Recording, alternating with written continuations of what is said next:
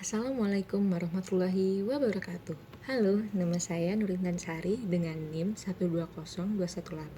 12021842377 dari kelas SI 4209. Di sini saya akan menjelaskan tentang penerapan konsep Business Intelligence pada skema Human Resources dalam Adventure Works 2008 OLTP skema.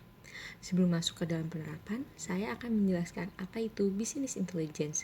Jadi yang dimaksud Business Intelligence atau yang sering disebut dengan BI adalah proses berbasis teknologi yang dapat ditindaklanjuti atau membantu eksekutif, manajer, hingga pengguna akhir perusahaan untuk membuat keputusan bisnis yang tepat. Nah, peran BI di sini adalah untuk meningkatkan semua bagian perusahaan dan meningkatkan akses ke data perusahaan, dan kemudian menggunakan data perusahaan tersebut untuk meningkatkan profitabilitas. Perusahaan yang menerapkan BI dapat menerjemahkan data yang dikumpulkan menjadi informasi tentang proses bisnis mereka.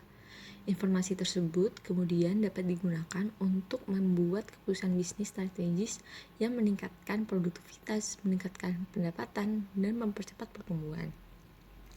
Selanjutnya, ada OLTP atau Online Transaction Processing yang memiliki definisi sebagai sistem yang berorientasi proses yang memproses transaksi secara langsung melalui komputer yang terhubung dalam jaringan.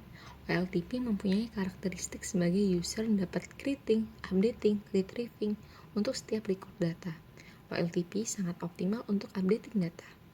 Fungsi OLTP adalah berguna untuk mendukung operasional perusahaan sehari-hari. Contohnya adalah aplikasi untuk merekam pesanan konsumen, merekam pembelian, merekam proses produksi, merekam penggajian karyawan, dan lain sebagainya. Berikut ini adalah Adventure Works 2008 OLTP skema. Di sini saya akan mengambil skema Human Resources. Di Human Resources ini terdapat beberapa entity, yaitu yang pertama ada Job Candidate tentang data diri calon pegawai. Lalu ada Employee. Employee ini tentang data diri pegawai. Lalu ada shift ini tentang pembagian jam kerja. Lalu ada departemen adalah tentang departemen apa saja dan grup mana. Lalu ada employee departemen history. Employee departemen history ini tentang departemen mana saja yang pernah dilakukan pegawai. Lalu ada employee pay history tentang penggajian pegawai. Skema ini berhubungan dengan skema person, sales, dan purchasing. BI yang dapat diterapkan dari skema ini adalah yang pertama, mendapatkan kualifikasi calon pegawai perusahaan yang lebih spesifik dan berkualitas untuk menjadi pegawai perusahaan. Hal ini didapatkan dari resume job candidate, dan perusahaan dapat memilih calon pekerja yang terbaik dengan menilai apakah pekerja tersebut cocok untuk posisi yang dibutuhkan oleh suatu departemen perusahaan. Lalu, yang kedua, dapat mengefisiensikan suatu departemen dan jam bekerja pegawai perusahaan.